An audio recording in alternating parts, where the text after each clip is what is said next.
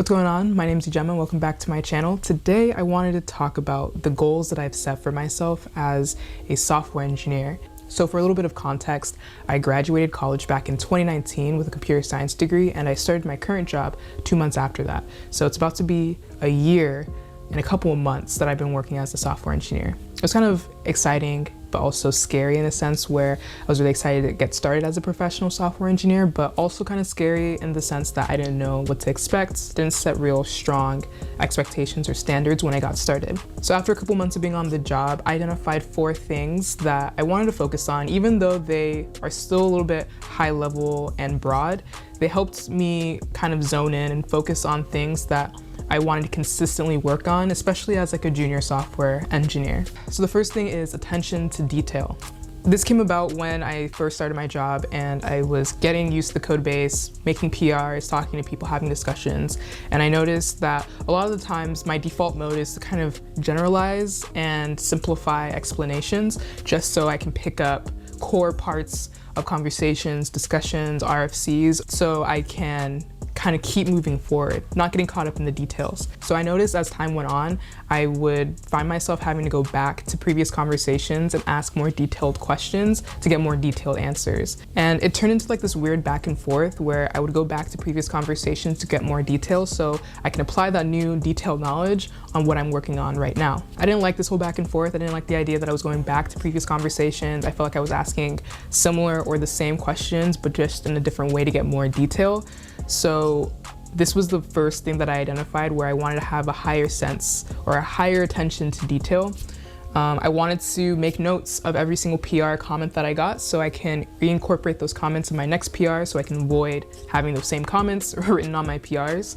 I also wanted to focus on the vocabulary that was being used in conversations, and I wanted to really zone in on how many times a word was being used, for example, or when the word was being used, what kind of connotation is associated with that word. Is it a good thing? Is it a bad thing? And really just like make sure that I'm retaining new words, new concepts, new information as much as possible. And it's really difficult to pick up new information in such a highly detailed manner, but actively thinking about how detailed I'm like consuming information really helps me speed up my learning process in a sense that I now know how to ask certain types of questions, or I know how to explain to someone that I don't know everything, or I might know a lot about something, but to help kind of convey that this is where I'm at in terms of knowledge.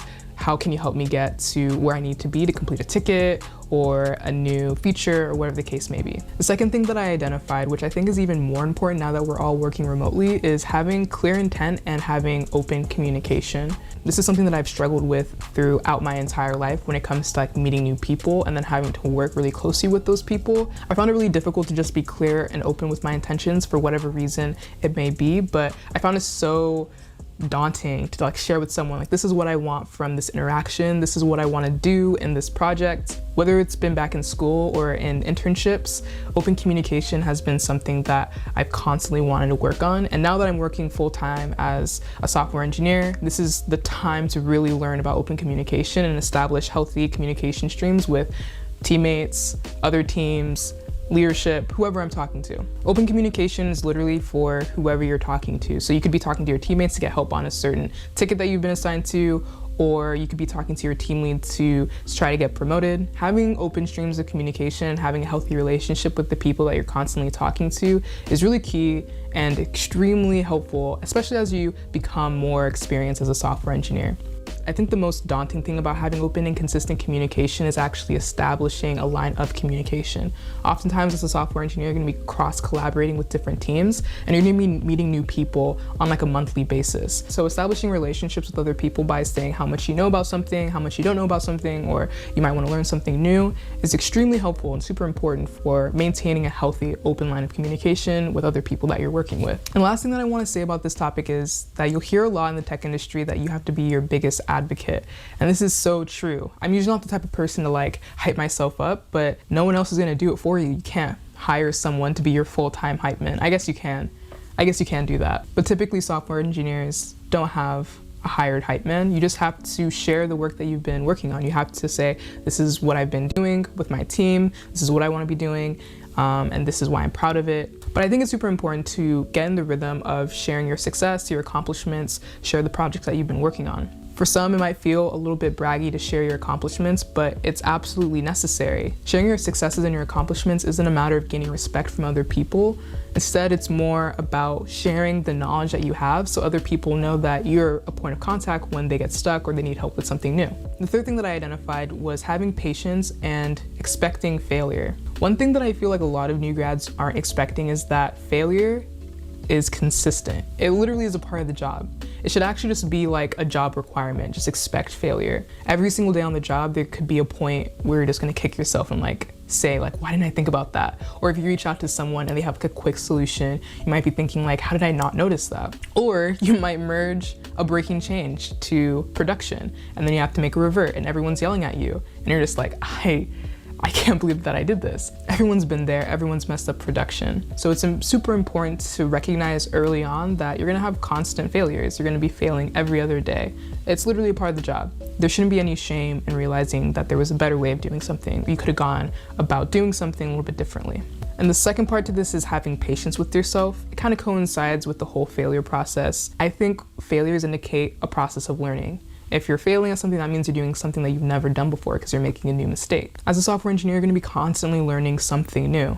And the process of learning can be kind of tumultuous because it's a weird mix of like having to like meet deadlines or accepting the failures that you're coming across, or you're just like not picking up new concepts as quickly as you would like.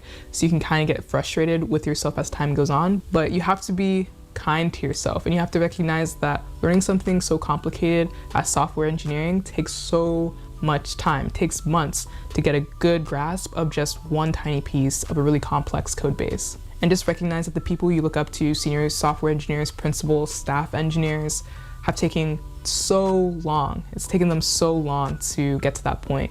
And they definitely had failures along the way, and they had to be patient with themselves and retry and do the same thing over and over and over again until they get so good.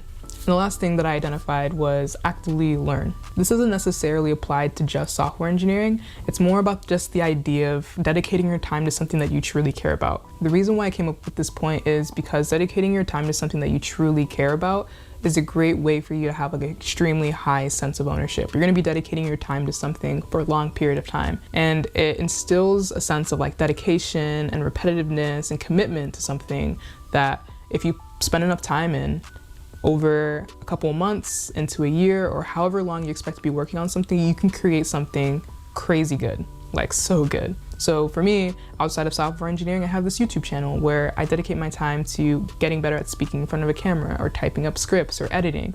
And I think putting in a little bit of time every single day into this is something that I can look back on within a year and see how much better I've gotten. If you want to get better at like machine learning or creating video games, or even if you want to like start a band or get better at snowboarding, you can do all these things. I think it's just really important to dedicate your time to something that you really care about and get really good at it. So these were the 4 goals/tips that I gave myself as a junior software engineer.